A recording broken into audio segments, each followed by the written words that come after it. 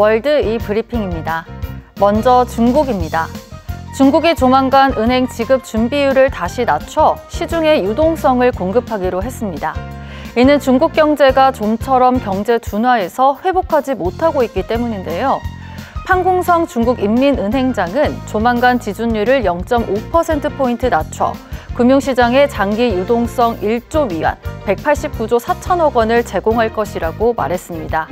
이어 올해 안에 시장 유동성 상황을 보고 시기를 택해 지준율을 0.25에서 0.5%포인트 추가 인하할 수 있다고 덧붙였습니다.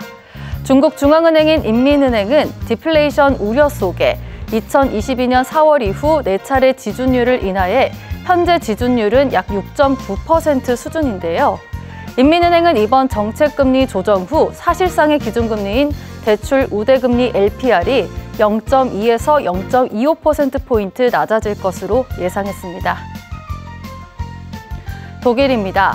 독일을 대표하는 폭스바겐이 위기를 맞는 등 독일 자동차 산업이 위태로워지면서 독일 정부가 본격적으로 대응에 나섰습니다. 로베르트 하베크 독일 부총리 겸 경제기후 보호부 장관은 23일 독일 자동차 산업 책임자들과 회의를 열었는데요. 하베크 부총리는 어려움을 겪고 있는 독일 자동차 산업을 지원하겠다는 의지를 밝혔습니다. 또 중국산 전기차 수입에 대한 관세 인상을 언급하며 중국과의 관세 전쟁의 위험보다는 정체적인 해결책을 찾기 위해 노력하고 있다고 강조했는데요. 이와 함께 지난해 연말 폐지한 전기차 보조금 일부를 되살리기로 결정하며 폭스바겐 살리기에 힘을 쏟고 있습니다. 영국입니다. 영국 노동당 정부가 추진한 고령층 난방비 지원 대폭 삭감 방침에 대한 논란이 계속되고 있습니다.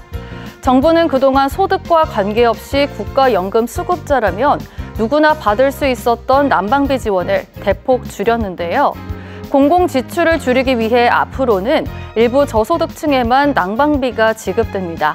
14년 만에 정권 교체를 이룬 노동당 정부가 복지 삭감을 추진하자 보수당은 물론이고 노동당 일각과 여러 노동조합에서 비판이 끊이지 않고 있는데요. 국가 부채가 국내 총생산 GDP와 맞먹는 수준으로 치솟아 공공재정 강화에 나설 수밖에 없는 상황이어서 뾰족한 해법 마련은 쉽지 않아 보입니다.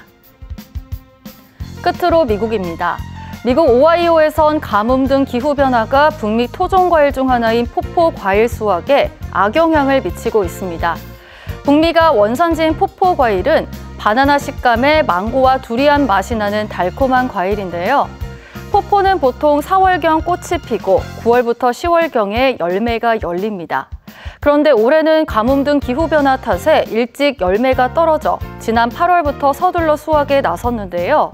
하지만 작고 쓴맛이 나는 열매들이 많아 농부들이 울상을 짓고 있습니다. 정부 보고서에 따르면 극심한 가뭄과 홍수가 이 지역의 농작물과 가축 생산을 위협하고 있는 것으로 나타났습니다. 지금까지 월드 이브리핑이었습니다.